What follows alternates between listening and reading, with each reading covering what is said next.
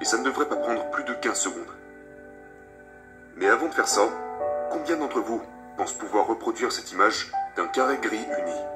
Si vous pouvez faire un carré gris, vous pouvez en faire 2, 3, 9, et ainsi de suite. Si vous pouvez faire un seul carré gris, il serait très difficile d'argumenter sur le fait que vous ne pouvez pas faire tous les carrés gris nécessaires pour reproduire l'image dans son intégralité. Donc voilà, vous l'avez compris, je viens de vous donner les compétences nécessaires pour devenir un artiste de classe mondiale. Maintenant je sais ce que vous êtes en train de vous dire, ce n'est pas du vrai art, ça ne ferait certainement pas de moi un artiste de classe mondiale. Alors laissez-moi vous présenter Chuck Closey. C'est l'un des artistes qui gagne le plus d'argent dans le monde entier depuis des décennies, et il crée tous ses tableaux en utilisant cette technique précise.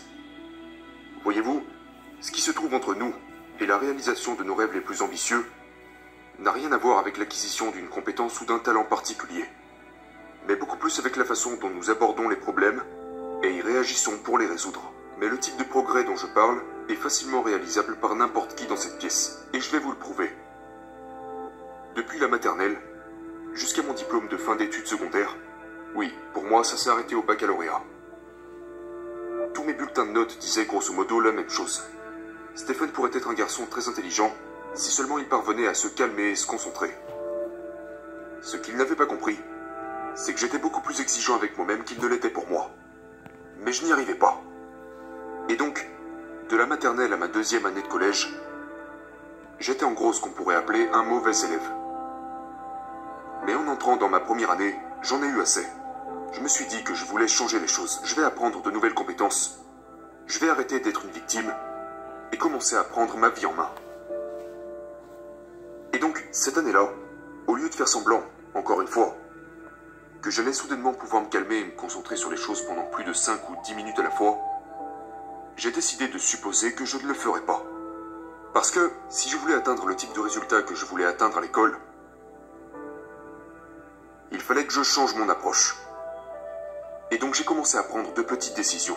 Si j'avais pour objectif, disons, de lire 5 chapitres d'un livre, je ne pensais pas aux 5 chapitres, je ne pensais même pas à n'importe lequel des chapitres. Je le décomposais en petites tâches que je pouvais accomplir, qui ne me demandaient pas plus de 5 ou 10 minutes de concentration d'affilée. Donc peut-être 3 ou 4 paragraphes, c'est tout. Donc je faisais ça et quand j'arrivais au bout de ces 5 ou 10 minutes, je m'arrêtais pour aller faire autre chose. J'allais tirer quelques paniers, faire un peu de dessin, peut-être jouer aux jeux vidéo pendant quelques minutes, et puis je m'y remettais. Pas nécessairement pour le même objectif, pas nécessairement sur le même sujet, mais juste sur une autre tâche qui me demandait seulement 5 à 10 minutes de concentration.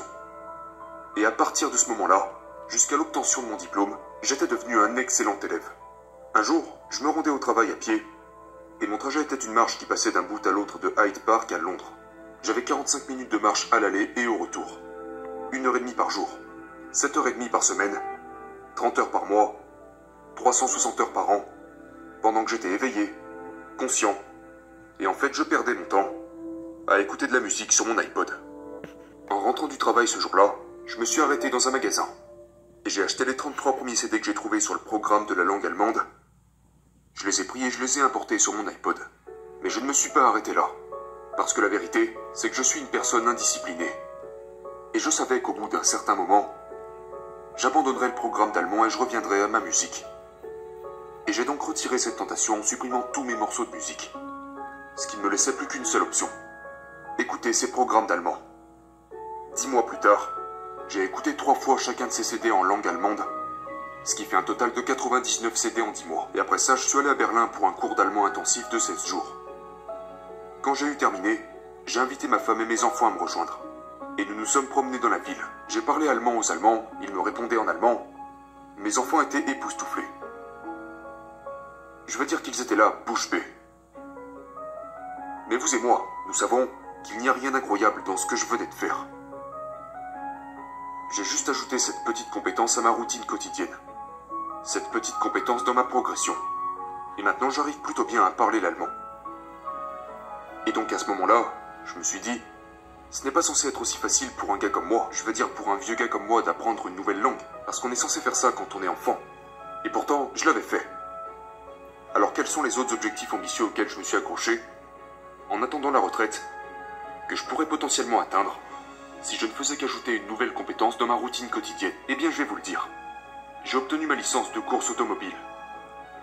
j'ai appris à piloter un hélicoptère, à faire de l'escalade, du parachutisme. J'ai appris à faire de la voltige aérienne en avion. Si vous êtes comme moi, en 2007, vous aviez peut-être le même objectif que moi. Je revenais tout juste de Londres. J'avais environ 10 kilos en trop, je n'étais pas en forme, et je voulais changer cela. Si j'avais suivi le parcours typique, vous savez, j'aurais payé un abonnement à une salle de sport où je ne serais jamais allé.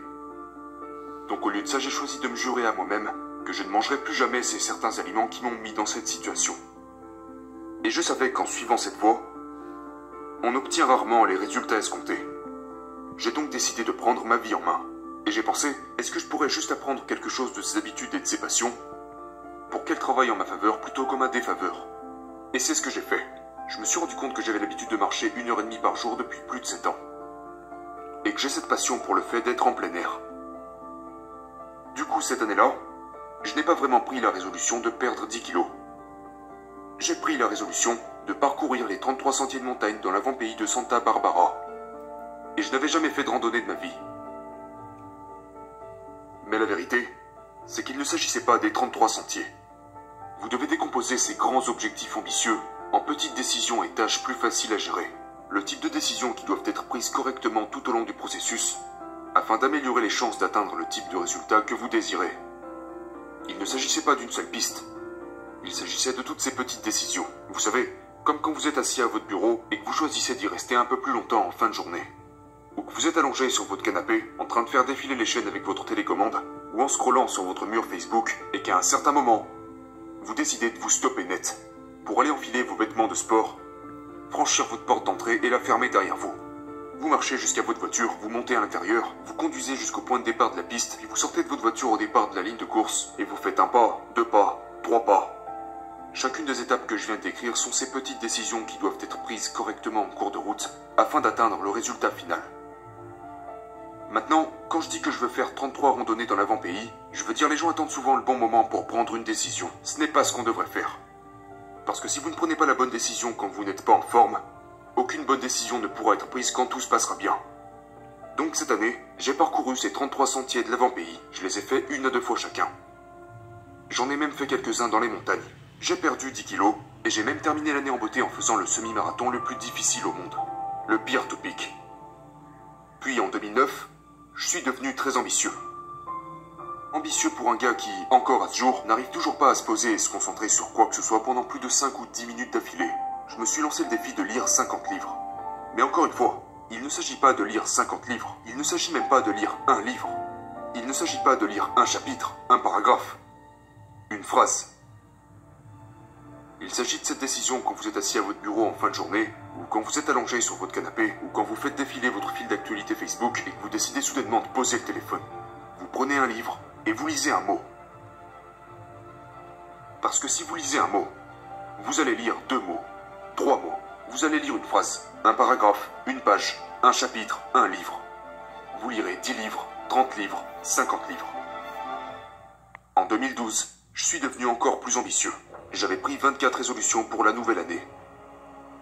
12 d'entre elles étaient ce que j'appelle des résolutions de dons, où je faisais 12 choses charitables qui n'impliquent pas de faire un chèque. Mais là aussi, il y a des échecs. J'ai essayé de donner mon sang, mais ils m'ont rejeté parce que j'avais vécu au Royaume-Uni. J'ai essayé de donner mon sperme, mais ils m'ont rejeté parce que j'étais trop vieux. J'ai essayé de faire un don de mes cheveux, mais il s'avère que personne ne veut de cheveux gris. Donc, j'étais là à essayer de faire quelque chose pour me sentir bien, et ça faisait l'effet inverse. Mais à côté de ça, j'avais aussi ces 12 résolutions, qui étaient d'apprendre 12 nouvelles compétences. Et quand j'en ai eu fini avec le monocycle, le parcours, la slackline, les échasses urbaines et le tambour, ma femme m'a suggéré d'apprendre à tricoter. Et je vais être honnête, je n'étais pas si passionné que ça par le tricot. Mais un jour, je me suis assis sur un arbre eucalyptus de 12 mètres de haut, qui se trouve à 3,5 km de la source froide de Santa Barbara, et je me suis dit que cet arbre aurait l'air vraiment cool s'il était recouvert de fils de laine. Donc je suis rentré chez moi et j'ai cherché sur Google, et il s'avère que c'est une vraie pratique qui existe. Ça s'appelle le tricot urbain, où vous recouvrez des structures avec de la laine. Et la 2e journée annuelle du tricot urbain avait lieu dans 82 jours. Donc pendant les 82 jours suivants, peu importe où j'étais, peu importe si j'étais dans une réunion du conseil d'administration, dans la salle des marchés, dans un avion ou à l'hôpital, je tricotais, une maille à la fois.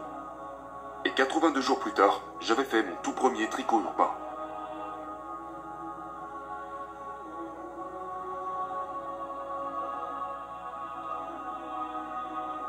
Et le résultat m'avait tellement étonné que j'ai continué. J'ai continué avec des projets plus grands et plus ambitieux qui nécessitaient plus de compétences. Et en 2014, je me suis fixé pour objectif de recouvrir 6 blocs rocheux massifs dans la forêt nationale de Los Padres, au sommet des montagnes. Mais si je voulais y arriver, j'avais besoin d'aide.